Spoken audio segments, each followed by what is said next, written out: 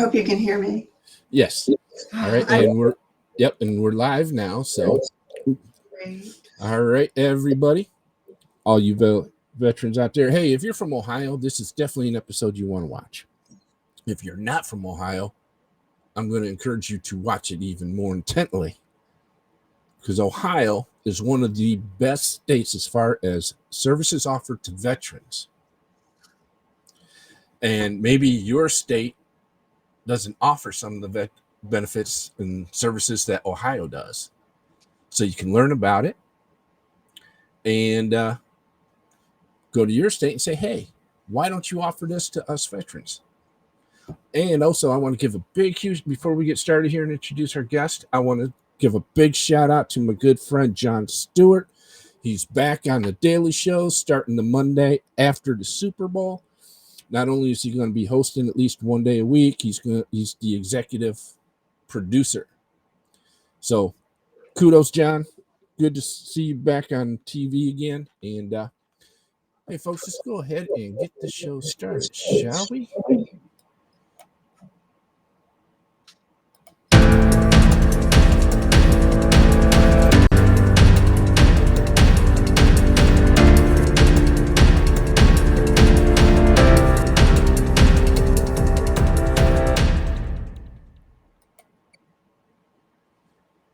All right. Go ahead and take this off, everybody. I do not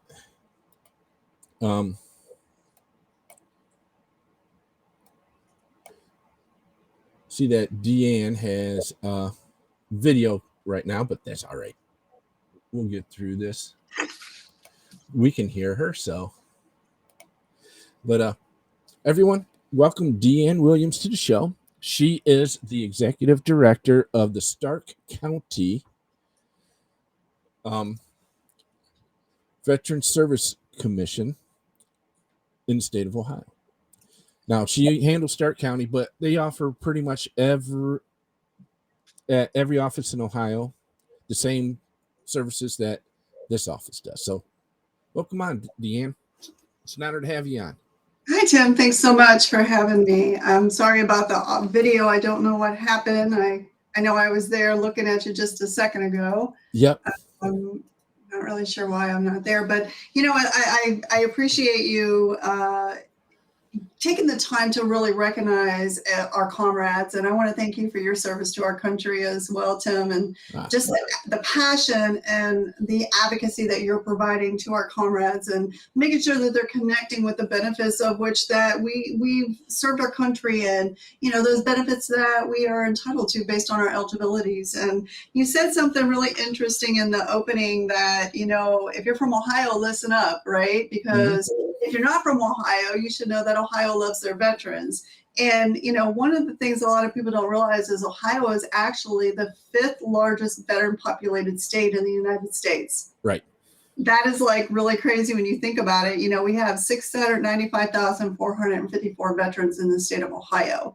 There's four other states that have more veterans than us. And, you know, as you can imagine, it's where the large military bases are, where you got California, Texas, Florida. And, you know, what's interesting is that number 4 right beside us in Pennsylvania. And they've got a larger veteran population than Ohio. So, you know, Ohio does have a very predominant veterans population. And, you know, we do have here in Ohio every branch when it comes to active duty or reserve and National Guards as well. So I think that's really one of the impact that we have. A lot of our National Guard and reservists have seen multiple deployments, giving them that veteran status. And a lot of them still continue to wear the cloth of this great nation today as they're, you know, still serving as a reservist, but they have that veterans status. So, you know, it's great to celebrate our veterans here in this great state of Ohio and all the program that we have. And, you know, it's really interesting, and a lot of people don't realize this, is that the state of Ohio is the only state that has comprehensive veteran services in every county within that state. We are the only state that has that.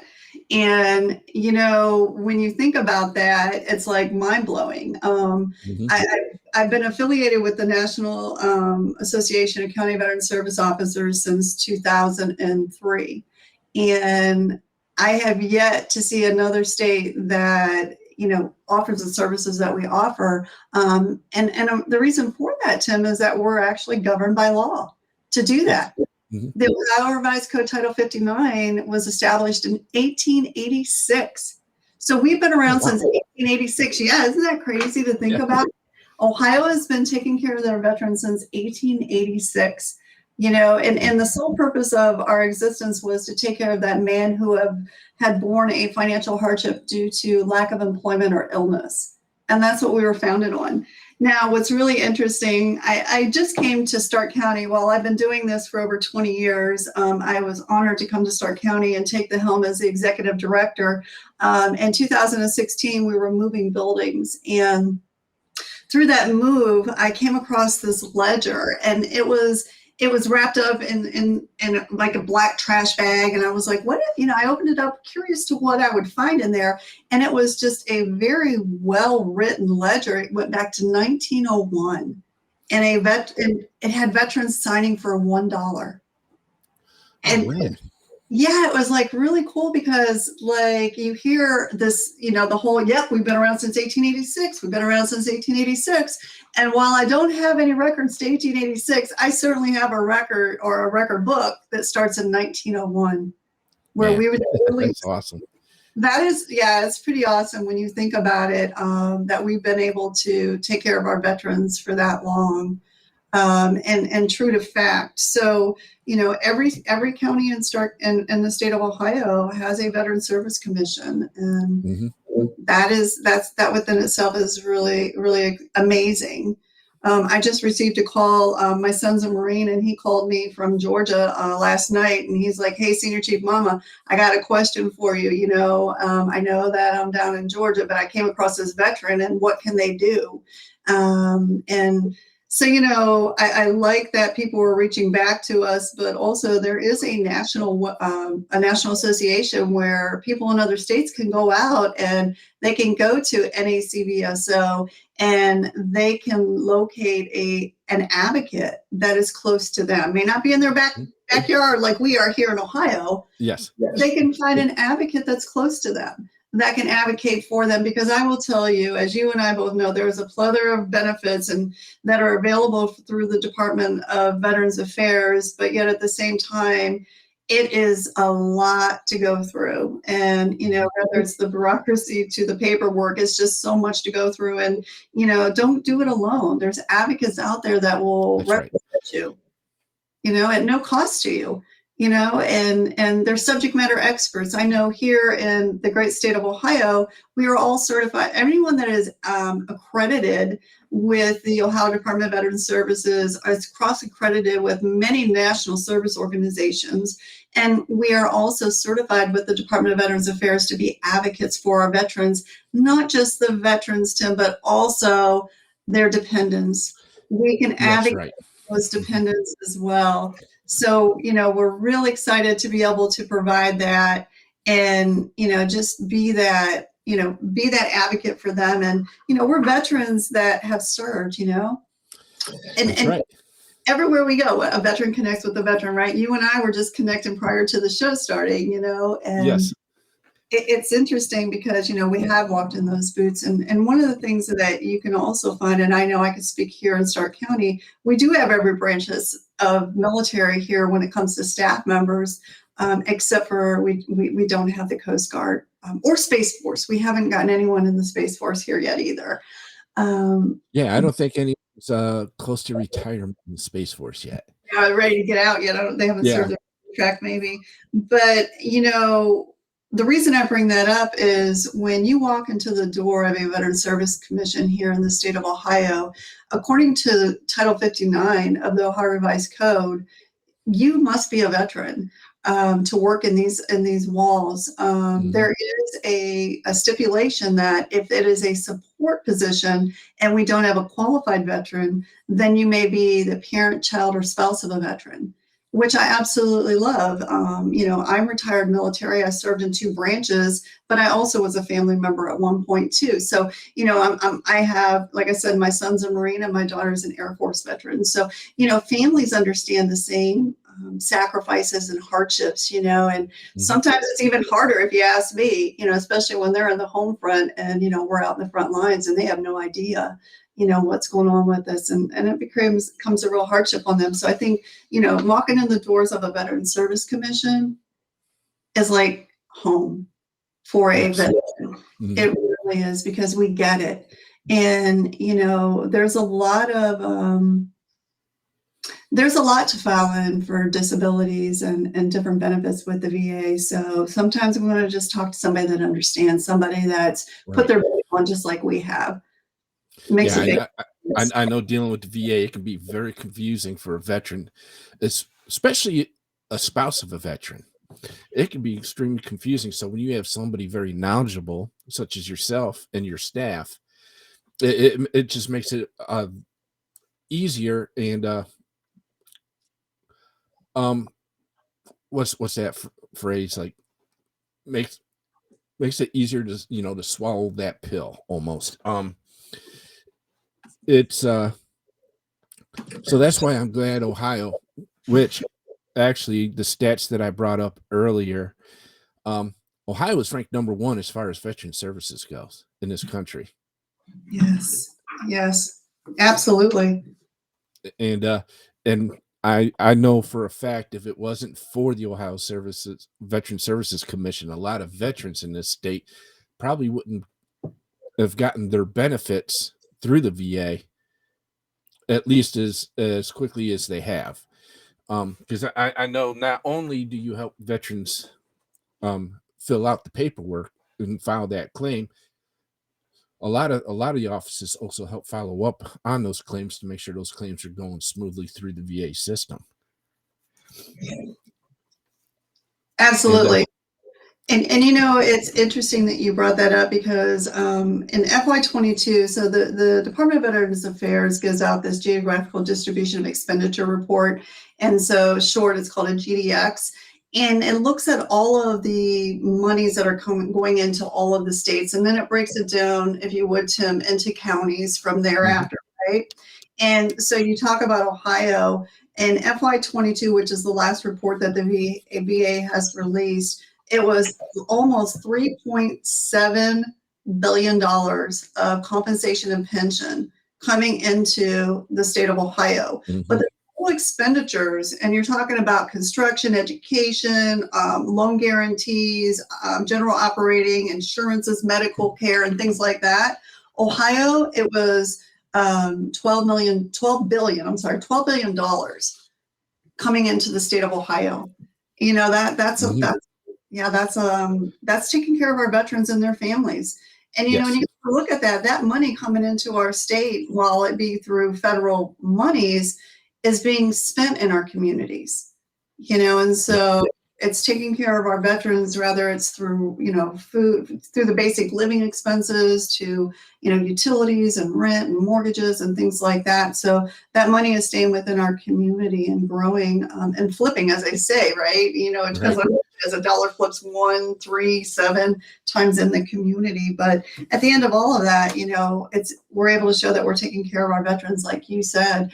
And, when a veteran gets connected with benefits, and let's say we do get that service connected disability claim through, one of the things about having an advocate, such as what we do in our office, is that we don't just say, okay, good, you got service connected. We say, let's make sure the VA got it right. Let's go in and make sure it's a proper rating. Let's make sure your percentage rate is correct. Make sure there's not an error. While we may not disagree with the actual granting of it, we may disagree with the degree of the disability that they had proposed to give you. So, that's another reason that you want to make sure you have an advocate looking over it. And also, when you get a service connected disability, there's ancillary benefits. So we want to make sure that you're connected to all those ancillary benefits, whether it's for yourself or even for your family members, because there's a lot of benefits available to families based on the degree of disability for that veteran, because, the VA rates you from 0 to 100%.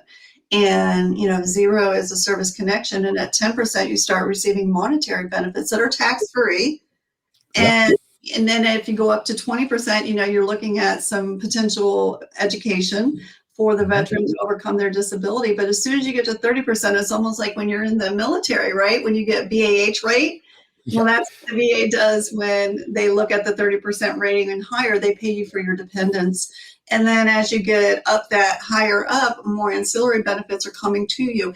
And one of the things, because Ohio does love their veterans, if you get 100% service connected, sure, the VA is going to give you ancillary benefits and you're going to be able to get education and health care for your families. But in the state of Ohio, now there's an additional homestead exemption. You can get free license plates, registrations. I Mhm. mean, there's, hunting and fishing license through, the ODNR. There's just a lot of laundry list of benefits that you would be eligible for. And whether you want to consider them ancillary or whatnot, they're out there. And a lot of people don't know that, but we do. We do. Yes. Now you brought up something that I didn't even know about until just a few months ago. I'm eligible for a free fishing license in this state. Yes. Isn't that wonderful? I happen to be fishing in the Rocky River in Lake Lakewood, and an ODNR officer came up to me, asked me for my fishing license, asked me for my driver's license, and he says, "Wait a minute, on your driver's license it says you're a disabled veteran." I says, "Yes, I am." He says, "Why did you pay for this fishing license?" I says, I didn't know I was eligible for a free one." So he told me how to apply for a free fishing license, and so next year I'll be fishing for free. Not that it costs that much to fish in the state of Ohio, but still, it was a benefit that I was not aware of. Absolutely. And one of the things that we really push here at the Veteran Service Commission is a benefits counseling. And I always tell clients and veterans and their family members, whether you're service connected or you're connected to your VA benefits or you're not, come in and do a benefits counseling. If you have never been here before, bring your discharges. Let us do an overview of all of your military discharges. We'll assess them. We'll look at what branch you served in, what time frame you served and how long you served, what personal awards do you have. We'll look at all of that, to include where you served, through boot camp all the way to the end of your discharge. And after we get done doing that review, then we talk about all the benefits that you may be eligible for. And we'll talk about, certain things like, we see you have a combat action ribbon, or, we see that you were in Vietnam, and we'll talk about those things, or, the PACT Act, which I'm sure we'll get to here in our segment. And we'll look at that and we'll say, okay, now these are the presumptives. This is what where are we at with you? Do you have any of these disabilities? And we move forward like that. So that's just like an opening to just a meet and greet, if you would, and that assessment. And that day, we may file that intent to file just so that we can go ahead and lock in that date. And then we have a year to perfect that claim. And we'll just gather all the evidence that we need to support that claim. We'll help you write that claim up, and we'll upload that claim into the Department of Veterans Affairs. And then we will help adjudicate or advocate with you as the VA adjudicates it, all the way up through until we get that answer. Anytime a letter comes in, you let us know. We assist you in gathering that information that may be part of that duty to assist the VA is asking for, and then all the way up to that decision. And like I said, if we don't like that decision, it's not proper, then we will assist in filing a higher level review, or we can even assist in filing all the way up to the Board of Veterans Appeals in DC. So you never have to go alone with this. Now, let's say that, so let's say that you have been to a Veteran Service Commission, or you have filed a claim, even if it's on your own, and it's been a while. Come in and just get an evaluation, just get it reassessed. Maybe someone like yourself, you can be like, hey, I'm X amount percentage. What are the ancillary benefits that I'm eligible for? And then that way you can look, because a lot of things change. As we just learned, laws and the VA is ever evolving, ever changing. And we have to stay up on that, because as certified with the VA and accredited as we are, we must maintain continuing education units. So we have to maintain our status and recertify every 5 years. So, we're professionals who are basically SMEs, subject matter experts. So, if you're out in the field, you're going to go see a corpsman or a doc. If you get hurt, you're not going to, try to do anything other than that. So why would you do it differently now? Go see people that are there, veterans serving veterans, and it's at no cost. It's Right. at no cost. That's the thing, folks out there. It doesn't cost anything. You go in, bring your DD. Basically, all you'll need to help get things rolling for a veteran or their family is their DD 214, right? That's correct.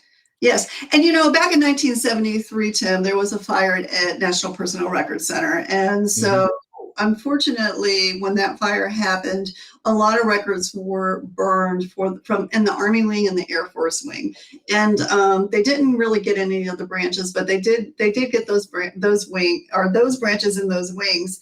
And so, unfortunately, there's a lot of veterans that served in 1973 and before, and the records were destroyed. But that's even a more need to come see us, because here in the state of Ohio, there's these things called war bonuses that we had. And we just had one, for Desert Shield, Desert Storm, and then Afghanistan. And so, and back in the day when it was World War II and the Korean War and Vietnam War, they had to submit their discharges to get that bonus. So we have a vault of discharge documentation that we can tap into as veteran service officers with ODVS. No one else can do it. It's not like a public person come ask for, but we can tap into that vault. And we also have access to DPRIS, which is another program that we can get into to see if we can get some information and some records. So, we can actually assist with that. Now, let's just say at the end of the day that we just cannot find those records. We can assist in trying to help rebuild that so that we can get a certificate of service. And a certificate of service will do just as well as a DD Form 214, which is known in, there's other ones like during World War II, there were WDAGOs. And so, but we discharge documentation basically. So we can assist in doing that. And, we talked about survivors, and I don't want to bounce around, but it's very important that the service members understand, if you don't have your discharge documentation, when you pass away, it's going to be so hard to get that certificate of service. Right. And at that point, your loved one may not be able to tap into the benefits that they would be eligible for because there's no certificate of service or discharge documentation. And the reason I say that is because when you served, and a lot of times the surviving spouse doesn't know anything about your military other than you told them I served, because a lot of veterans don't like to talk about their service. And so it's really hard for that surviving spouse to reinvent your military service on a document when they don't know anything, but I know that they were in the Army. That's not going to get a certificate of service, and then they're eligible for that survivor's pension. They may not be eligible for any of the other ancillary benefits that they may be eligible for had you had connected that before you passed. So it's really important for veterans to utilize what's available, get connected to the VA, because if something happens to us, if we want to take care of our families, it's going to be harder for them to obtain the benefits that they may be entitled to based on eligibility if we didn't do it first. Right. Yeah, that's one of the things I try to tell veterans that are not in the VA system. Get in there. If you don't do it for yourself, do it for your family. Right. You have to make life so much easier for them. And I love that you say that, Tim, because let me tell you something. I can't even tell you the countless veterans that I was able to connect with just by stating that. If something was to happen, you passed away, what's going to happen to your spouse? That's right. Do you want your spouse to not tap into benefits that spouse would be eligible for based on your service to our country? You got to do it now.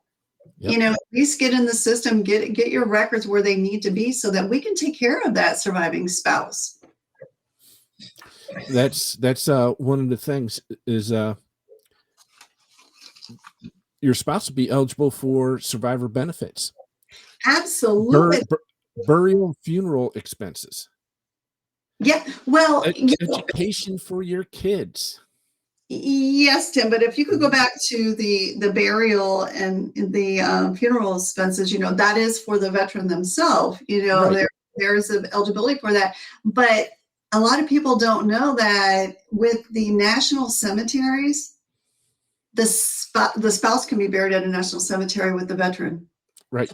So while there's no reimbursement for burial for a spouse, that spouse can be buried at a national cemetery with the veteran at no cost. As soon as you pull up at a national cemetery, which we have one here in the state of Ohio, it's at no cost to the family and the veteran and their spouse, as well as any dependent children can be buried there at the national cemetery, or any child that is deemed incompetent by the age of 18 can be buried at a national cemetery. So, that's really important. And one of the things and we've had some stand downs here in our office with legal aid. We've brought legal aid in and we've done stand downs for estate planning. And we want people to understand you can add that to your estate planning as well. There's a pre-eligibility form that we can do and we can assist in to where you can get pre-qualified if you would. And it's the fact that it says that, yes, you're eligible to be buried at the National Cemetery. So you can put that into your estate planning. So when the time comes, your family knows where you're going. You want to go there. Your family already knows that you're eligible for it. The funeral home knows you're eligible. The National Cemetery knows you're eligible. And it just takes a lot of burden off of the family members. And it answers a lot of questions that they may have, not knowing what your wishes are, right? Mm-hmm.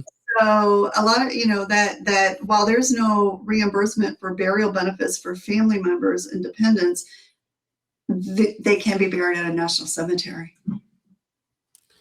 And then, not to change subjects, but education benefits for your kids. Yes.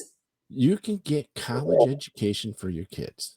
You sure can. And Tim, aside from, because we keep talking about the great state of Ohio, aside from the Department of Veterans Affairs, which does have education benefits for your children, it's also for the spouse. That's right. The spouse. That's and right. Yep. The state of Ohio has it started off as Ohio War Orphan Scholarship, and it turned into Ohio War Orphans as well as Disabled Veteran Scholarships. And so that's another way that a veteran who may not be 100% service connected and getting education with the Department of Veterans Affairs could qualify for that scholarship with the state of Ohio. Now, with the VA, it goes up to the age of 23. With this Ohio scholarship, it goes up to 25. So there's a lot of other benefits that are available in the state of Ohio that we are aware of. So if we can't qualify you for VA, we will talk about the state benefits too, or both. It really just depends. And I'm not talking education, but other things as well. Mm-hmm. And doing some research for this podcast, not just this episode, but other episodes that I've done, there are so many benefits that us veterans aren't ever told about by the VA. Right. Because one, I've been looking into service dog, because I know here real soon I'm going to be doing a lot of traveling again. And my wife gets real nervous because I travel alone. And with my lung disease, she hopes there's somebody there that knows who I am. And in case something happens, they know what to do. Veterans with mobility issues and PTSD are eligible to get a service dog through the VA. Yeah. And that dog would then get free health insurance. Ah, there you are. You know what? I was trying. I'm sorry. That's all right. And that service dog gets free health care and all the equipment you need. Oops. Is paid for through the VA. Yeah, that's true. And, it's unfortunate, though, because today we had a veteran that came in and we were talking to that veteran. We were talking to that veteran in respects to that. And I'll keep this really short, but we ended up calling the VA Prosthetics and Sensory, which is where the application is go through. Mm-hmm. They had no idea what we were talking about. I know. I'm going through that right now with them. Yeah. And it was like, well, this is your program. And they said, well, where'd you get that information? And so the advocate that was assisting the client, the veteran, said, on the VA's website, and they said, well, we don't know anything about that. We don't do that here. And so he was like, well, it says the prosthetic sensor. He's like, well, we have a lot of departments here underneath that. So they gave him to the chief of the prosthetics, and unfortunately weren't able to leave a voicemail. So I had to go into some other connections I have. So we're really trying to find that information out. But unfortunately, this is what veterans run into. You find a benefit that may be something that you're eligible for or interested in, and you hit a wall. How do I get it? How do I get it? And he did it right by coming here, because now we're going to utilize all the resources we have to make sure it happens, where it's not, we don't want to stress him out. We don't want him to be frustrated with that. Let us take care of that for you. Right. Yeah. So I was told the same thing through my mental health provider, that they didn't know anything about it. So I went to a patient advocate up at Wade Park. He didn't know anything about it. yes. So I pulled it up on his computer. So then there's a law that is associated with this. I don't have the number offhand because I didn't know I was going to bring this up. But there's actually a law that states that the VA can help assist the veteran in obtaining a service dog, and it will provide health insurance for the dog. The one thing that the law does not state is if the veteran applies through mental health for PTSD, it's not in the law, but it is on the website. So the patient advocate was supposed to call me back already, and he didn't. But I had an appointment with my mental health provider today, and she says, hey, they contacted me about this. Good. And but they're still not going to provide the letter, because the actual law and the website are conflicting. So they don't know what to do. So they're not going to provide the letter yet. So I called the VA headquarters in DC. They said, if you don't hear from him by end of business Thursday, give us a call back. The secretary will want to speak to you. He already knows who I am. So we've spoken on the phone a few times. I don't know any better line like you do, Tim, but well, it's funny how I got to meet him. My first trip to Washington, D.C. was for the Senate hearing on the PACT Act. Mm-hmm. And they sat me in the aisle seat, and I was 2 seats back from where he was sitting, and he was answering questions.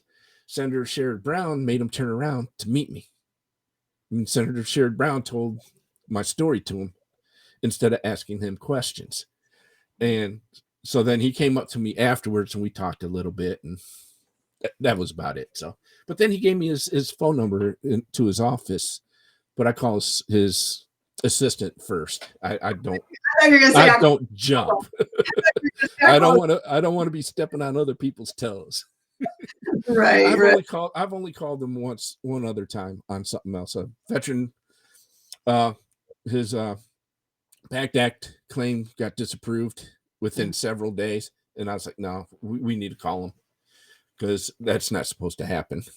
And we got that turned around real quick.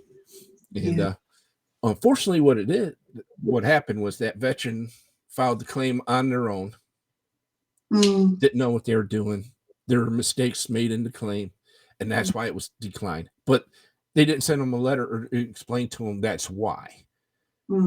So once we found out what was going on, everything got corrected, and he got his benefits. So that's great. Yeah, I'm glad that you're there to help him get through that. You talk about the PACT Act, Tim, and you and I met at a PACT Act roundtable, and for one of the congresswomen here in the state of Ohio. Amelia Sykes. Yes, yeah. And it was one of those 11th hour things. It was like a week out from the ending of the 1-year liberalization law, and trying to get them all up in there. And I have to tell you, just as a result of that roundtable, we filed 190 intent to files. Oh man, fantastic. Yeah, well, not as a direct result, but as a result thereof. We had some other Mhm. stuff working as well as pushing that information out of there. But yeah, 190, which was a lot of intent to files for 1 month that we did because of that roundtable. And that's one thing I like. You talked about that veteran one alone, and that veteran filed all their information. And I don't know if that veteran's in Ohio or not, but Mhm. what's really important to understand is that you can't file a claim overnight. It's just impossible Right. because of the burden of proof that is needed to be able to prove that nexus, that disability exists today, that disability is a result of your military service. Even if it's a presumptive, you still have to show your service time, your boots on ground. You still have to be able to prove all of that. There's a lot Yes. that goes into the development of these claims. And so that's why we have a practice that the first day we meet, we're doing that intent to file. So we're going to protect your data claim. And protecting your data claim, Tim, the VA always does your data claim the first day of the next month. So, today being January 24th, if I was to do an intent to file for you today, Tim, and would that mean, and we got everything through, and we have 1 year to do it. And Yes. let's say December of this year, we went ahead and we did it, we got it all through. Your data claim would go back to 1 February 2024 because it's always effective the first day of the next month. So Mhm. that's why, that last day of the month, you'll see we're always working late because it's, again, the 11th hour, and you got Mhm. people calling in or coming in that want to file a claim, and we're just pounding those intent to files out because we want to give them that extra 1 month of benefit. Because just one day, you could theoretically lose up to $4,000 just by 1 day Yes. Yep. of doing that claim, and I know I'm preaching to the choir, but the audience needs to understand how important, the time sensitivity of getting that intent in, and Mhm. then we can work on. We're not going to wait the whole year. I promise you that. Right. But it allows us then to make sure we have a fully developed claim as we go forward. And one of the things I will tell you that we do practice here at the Veterans Service Commission of Stark County is the advocates here do not just file a claim and wait for the VA to give us an answer. We file a claim and we make sure the VA gets it right because we know the answer because of the evidence that we have. And we make sure that they get it right. Mhm. And so that's one of the great things about doing it as an advocate, because you as an everyday person, we don't know what the VA wants from us. We're filling out a check, but we don't really know what evidence we need to overcome that, or what do we need to say in the statement, right? Mhm. You want a statement from me, but what do I tell you? And Right. sometimes, you got that exam coming up. How do you prepare for that exam? Well, we actually have access to VA systems as well. So we can go into the VA system and we can see what the exam request was for. And we can tell you, oh, this is what they're looking at. And this is what the DBQ is going to ask you to be prepared. We'll go over the evidence and the statements that were already there and prepare you for that interview if you have a hearing. So those are things that you're never left alone. We always have your six. We're here for you from the beginning to the end. And once we advocate for you and something does happen, we've already got your records. Now, when we're working with the surviving spouses, we talked about a little earlier, it makes Mhm. it a lot easier to transition those benefits right into that spouse's Right. benefit. Makes it so much easier. Mhm. And matter of fact, I still have the pen you gave me from the round table. I love it. I love it. And that's one thing I was hoping we could talk about was survivor benefits through the PACT Act, because a lot of these veterans don't realize that once they file that PACT Act claim and it gets approved, your spouse is automatically eligible for survivor benefits. The Yeah. presumption was already proven, so it it Mhm. it's it just makes it so much easier for your spouse if you go ahead and get into the VA system right away. Oh, Tim, you hit it right on the head. And that is exactly it. There's this thing called dependency identity compensation, and it's better known as Mhm. DIC. And Yes. what DIC is basically stating that that veteran's death is related to their military service. There's different ways of doing that. A veteran could be rated at 100% for 10 years, and Mhm. regardless of what they pass away from, the family can get the DIC. Or that veteran could have died as a direct result of that disability, or that disability that they are service connected had had been something that was affected to the death, like a secondary type condition to the death to be eligible for it. But with the PACT Act itself, like you said, of all the cancers and all of the disabilities, rather it's Agent Orange exposure, because there is a list Mm-hmm. of presumptives from the Agent Orange. As a matter of fact, I printed them off here and just trying to keep up with them. That's 2, 4, 6, 8, 10, 12, 14, 16, 18, 19 conditions that the Agent Orange, exposure had created with the herbesticide, and so that within itself, if you were to pass away on that, DIC is something big. DIC it's tax-free. Yes. You don't have to pay taxes on that, and then with the DIC, like you said, you're going to be able to get education, but also you're going to get accrued benefits. So if that veteran was entitled to monies when they passed away, you're going to get those accrued back. Yep, I was just going to bring that up because yeah. I've had a lot of spouses contact me and says, "Hey, thank you for making me get to with the VA on this because I got all this money that they owed him or her," and I'm like, "Yes, that's why we did this." Benefits. That is called benefits. It's really unfortunate because a lot of our Vietnam veterans passed away due to conditions that may be recognized today but weren't recognized back then, because they continue to add to those. When I first started advocating, like I said, back in 2003, there were 6 conditions on that list, and that's it. And they continue to add to those. They just added more in the PACT Act. They added 2 more in the PACT Act, 2 more conditions. So they continue to add to that. And so, a veteran, they've passed away. I always tell this, for those surviving spouses, get a benefits counseling. See if there's something you may be eligible for. Even if your spouse passed away, come just check it out. And, as a wartime veteran, there's a pension available to all wartime veterans. And what's interesting is say, well, I wasn't in theater. I'm not eligible, or I didn't serve 20 years. And so this pension is really misunderstood, because you're right. You had to have served at least 20 years with the Department of Defense to get a military retirement. But with the Department of Veterans Affairs, you had to have served during a wartime period. And you don't have to be boots on ground. You just had to serve during a wartime period. So from the time that we're in a war period, regardless of where you're serving, you are eligible for this pension. There's certain time requirements, at least 90 days and 1 in a wartime period, things like that, which is for us to figure out.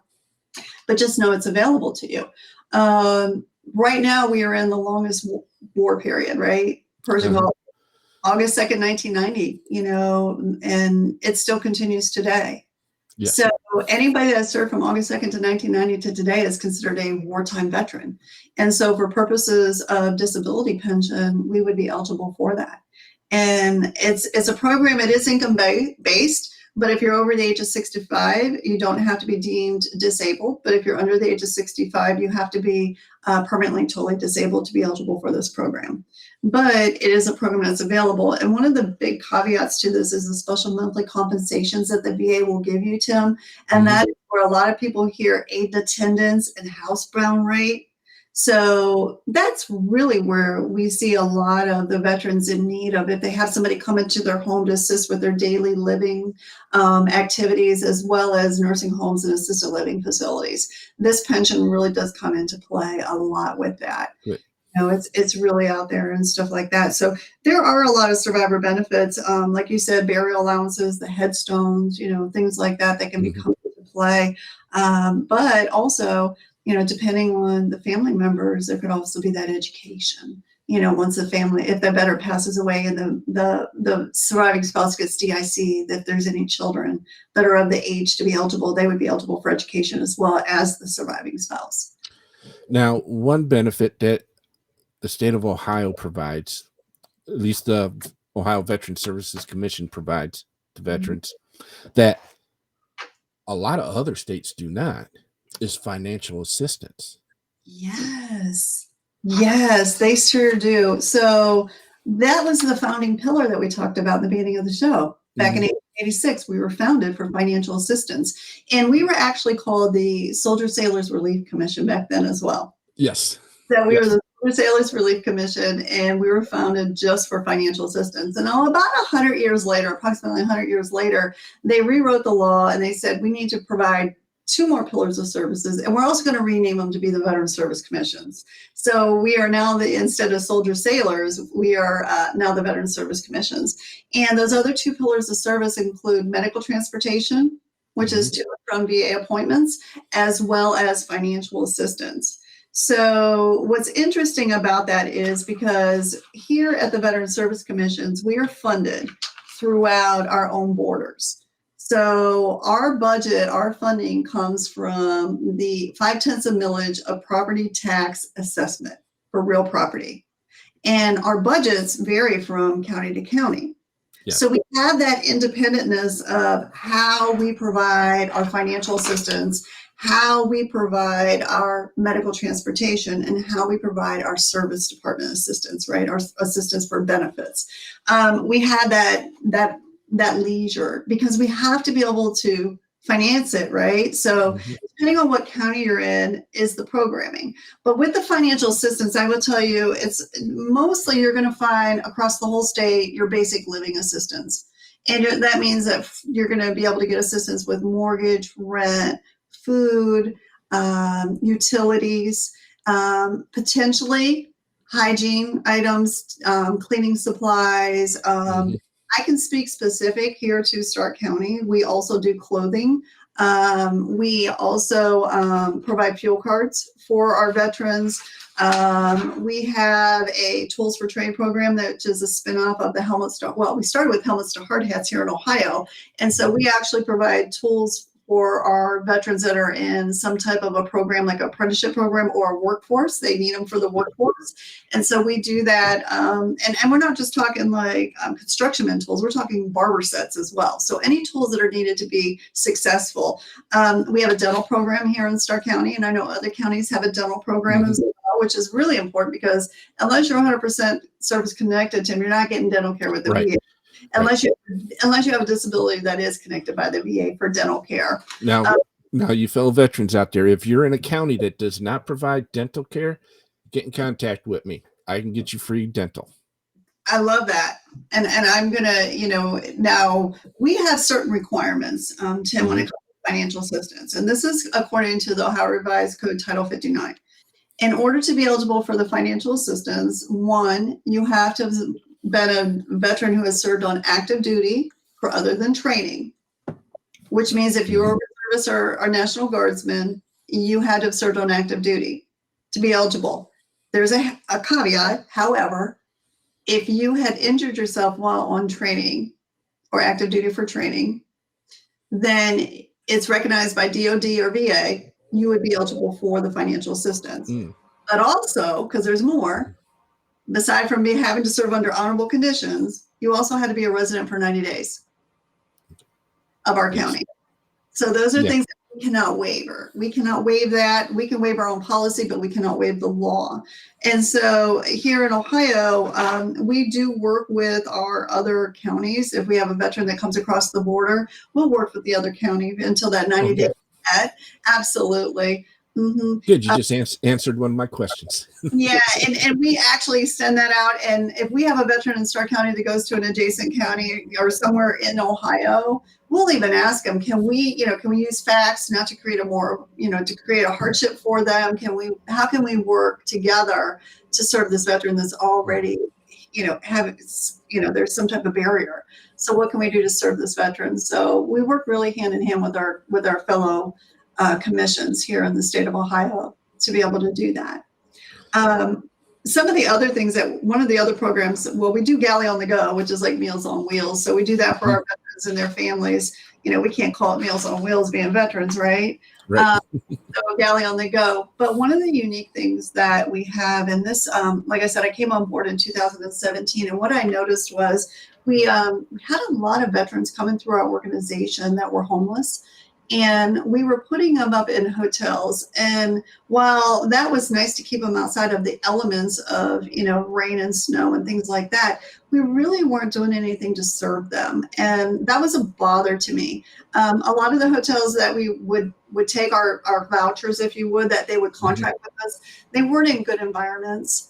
And so it was an unhealthy environment. There was a lot of maybe we'll say illegal activities that were going Right. on. Mm-hmm. And that's just not the way that we empower our veterans. So I started working with an organization, Family and Community Services, and I said, there's got to be a way that we can do a homeless shelter for veterans in Stark County. At that time, we were the 5th largest veteran populated county at that time. We've since dropped to 7. We've got 20, we're a lot less in veterans population today than we were. But at the end of the day, even with 23,608 veterans today, that's still a lot of veterans. Right. So what we did, Tim, is we actually were able to get grant funding with the Department of Veterans Affairs. So we've opened up transitional housing here in 2018 for our homeless veterans. And we started a campus for males and female veterans, and the female veterans with children. And there is not a female veteran homeless shelter in our region. So that was much needed. We continue to do programming there, and it's one of those that they can be there for up to 18 months. And it's a grant per diem through the VA. They have their health care. We're connected with them, and we are, really working with their case managers there. And so we have another program called Operation Homebound, and it's here in Stark County. And it's a program that allows our veterans to basically find a place they want to call home. And it's a spinoff of HUD Bash, if you've ever heard of HUD Bash. Yes. Mm-hmm. Yeah, so it's a spinoff of that because not all of our veterans are able to get HUD Bash. And so those vouchers are very limited. It comes from, the federal government. And so we did this. And what we do is we allow the veteran to go out and find a place they want to call home. And once they find that home, we send an inspector out to make sure that it's in a good environment and it's safe and and within living standards for that veteran. And then we pay the security deposit, and we pay 70% of the rent for 9 months. And during that 9 months, we are also doing case management. So we do individualized plans to help them overcome whatever barrier that may have led to the homelessness. And we are like hands-on every month, setting up budgeting. We have a financial peace program here. We do career assistance. We work with the OMJ as well as the DBOPS to be able to help our veterans or their spouses that don't qualify for those services overcome employment barriers, get them ready with interview prep or whatever it is that's needed. So we really do. We have really created some programs to enhance and empower our clients that come in. And one of the things, because I do believe that so many people just don't know about the benefits that are available to them through the Department of Veterans Affairs, we also make sure that every veteran that comes through our financial assistance program is referred over to our service department for benefits counseling. And that's where they go in and they just sit, and they have to do the benefits counseling before they can go back for another application, maybe in a month or 2 or whatever. And let me tell you, just by doing that, we had seen such an increase in FY17 when I started really changing the program for more empowerment. We were bringing in here in Stark County through compensation and pension, $82.2 million. So we had almost 26,000 veterans at that time. Today we're at 23,000 veterans, and we are at $124.6 million. Good. So, we've increased that pretty significantly in that short period of time. And the reason that we've done that is through various things. One, connecting people that didn't know they were eligible, or connecting people because they didn't want to, but we've said, well, you have to if you want to come back. We're empowering you to connect you. But also utilizing subject matter experts, making sure that we're perfecting those claims for you and getting the right rating for you, making sure that they're proper, and just doing the right thing for the veteran and their families. So, that quality in is quality out, and that's what we're doing for them. And we're seeing that, and it's impacting lives. We had a gentleman that just came in yesterday, and he wanted to hug the advocate, and he said, I have $109,000 sitting in my bank account, and you don't know how much this means to me. It changed my life, and that's what we do, change lives. And he said, I could have never done that on my own. And, maybe not, I don't know. But what I do know is that advocates that are here, they take what they do to heart, and that means a lot to them. And you know, they're pushing for every veteran that comes through the door to get to that, to make sure that they are taken care of. Now, one thing that I'm hearing from a lot of veterans, especially and spouses, is Ohio Service Commission also helps veterans obtain their VA home loan certificates. Yes, we do. We do the home loan guarantees. We can assist in doing that, but I will tell you, because of the time it takes to process those through, a lot of the realtors out there can do those just the same. So if you are in the search of a house, and I know how fast these houses go on the market, I mean, I just, they're gone before you even get to search them.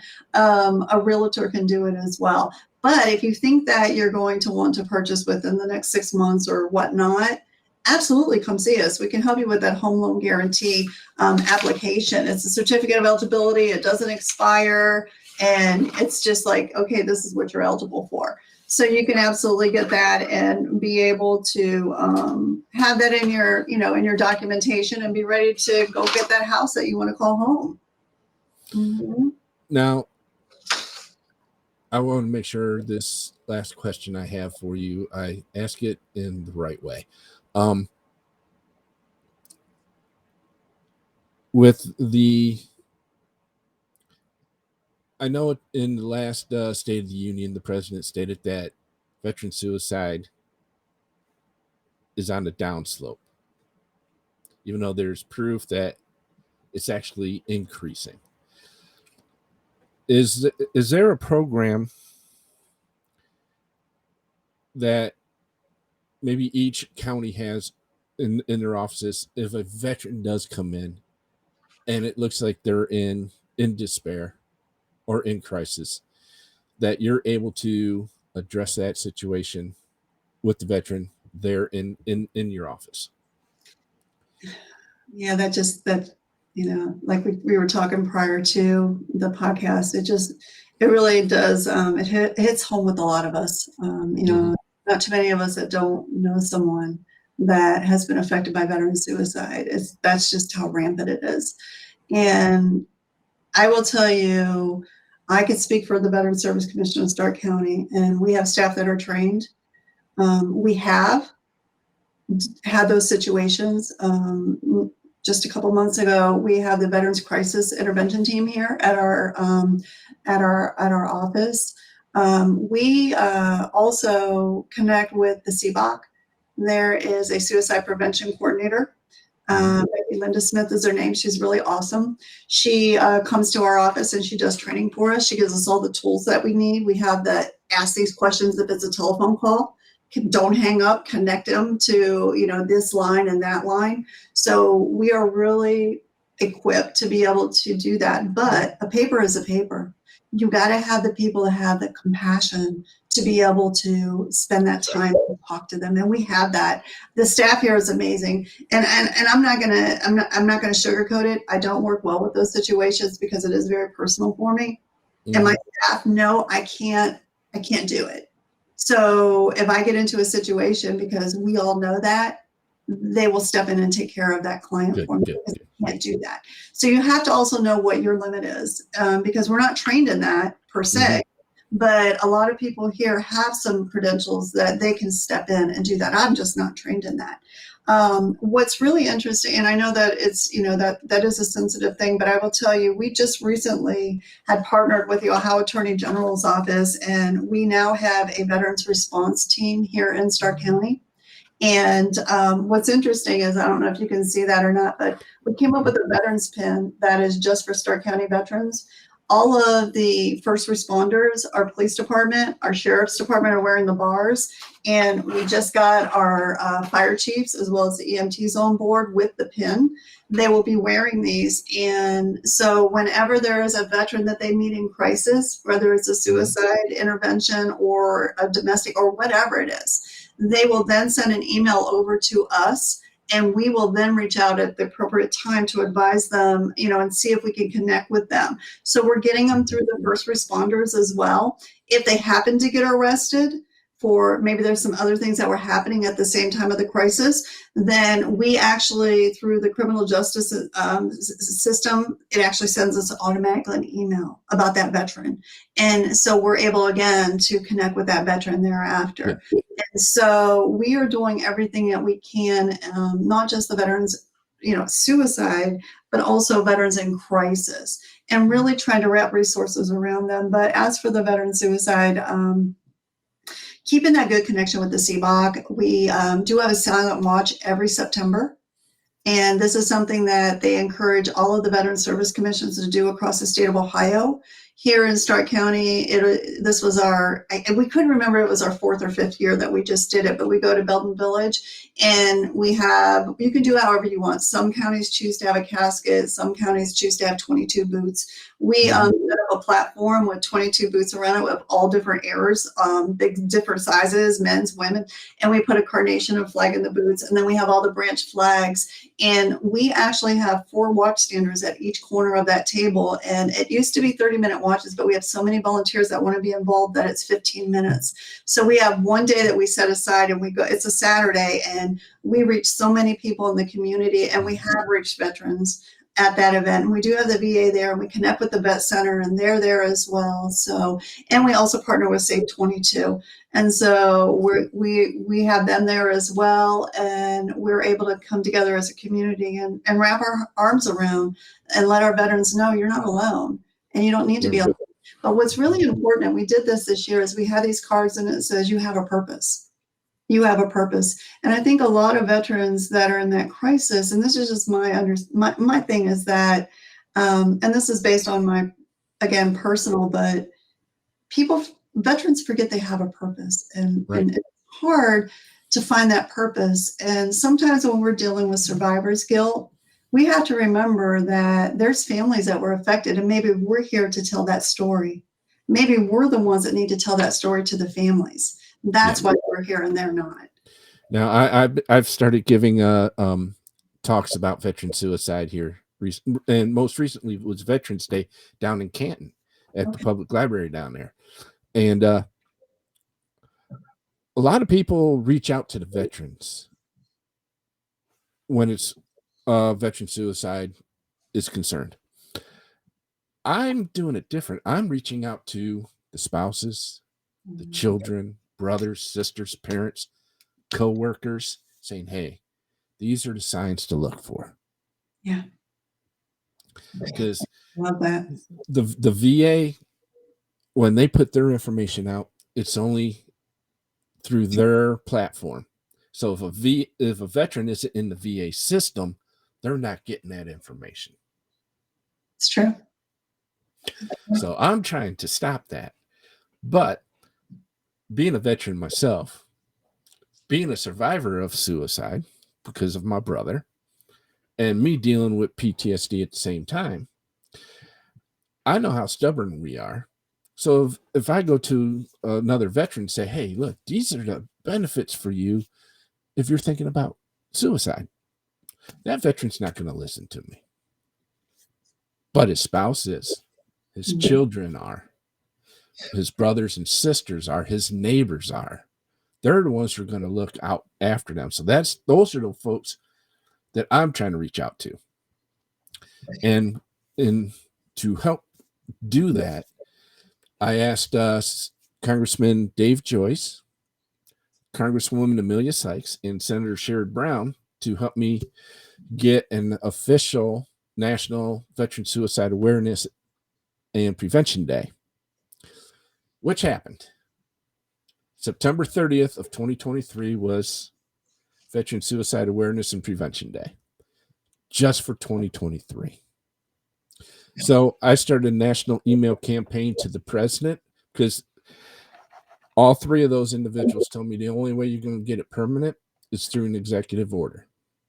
Dave Joyce sent that resolution from the House straight to the White House. It never even reached the floor of the House because they don't vote on those resolutions. Senator Sherrod Brown had to have so many co-sponsors before he could present it on the floor. He finally got the minimum amount on September 30th, presented it on September 30th. Schumer asked for an immediate vote, and it passed by unanimous consent. But couldn't get any fanfare for it because it was September 30th already. So if anybody would like to join in this email campaign, y'all know my email address. Get a hold of me. We'll tell you exactly what you got to do, because you got to do it online. And that's about it. Tim, can I Sure. add to that? Mm-hmm. You know, I applaud you for doing that. It takes a lot of courage. And ironically, I had mentioned that to a congressman before. And a few years ago, I said, we need to recognize this. We need to bring awareness. Unfortunately, I didn't get the tread that you did, and I love that you did that. But if this is able to continue to roll, I want you to also consider the active duty. We have lost so many active duty members to suicide, as well as our veterans. And so, I mean, Veterans Suicide Awareness Day is wonderful, but to be able to wrap it into also active duty, as well as, you know, military suicide maybe, but include the active duty in this, because I feel like they're the ones that also are dealing with, and they're at a loss. You know, I mean, the veterans community, we have each other. What happens to the families when the active duty service member commits suicide?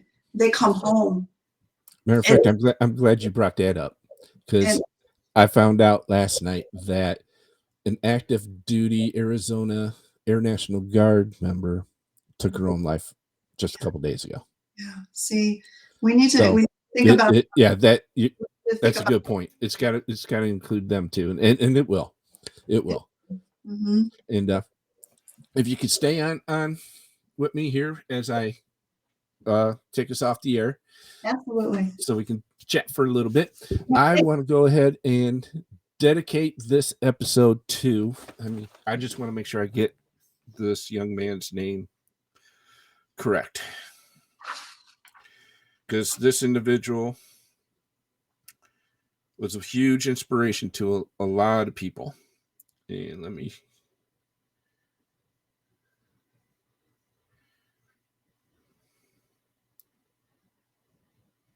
there it is. Marine Staff Sergeant Brian Alvarado. I'm dedicating this episode to his memory.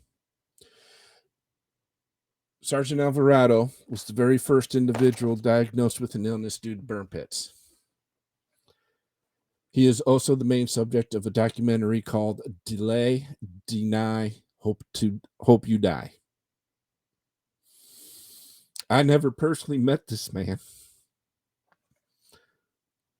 but from getting messages from his family as I advocated with Burn Pits 360 for the PACT Act, I got to know him. Even though I didn't speak with him personally, I spoke with some of his family members. The man was a very huge inspiration to us as we fought for that bill. He passed away yesterday.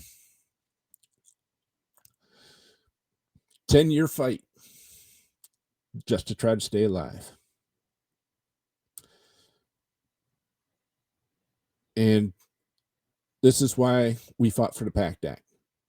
He kept getting denied, and getting denied, and getting denied.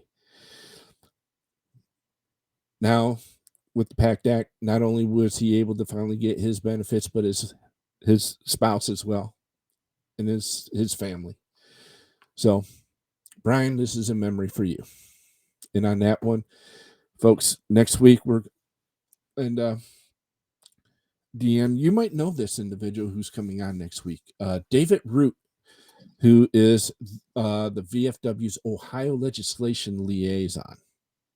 Yeah. He's coming on, and we're going to talk about some pending veterans legislation in the state. One of them is very personal to me.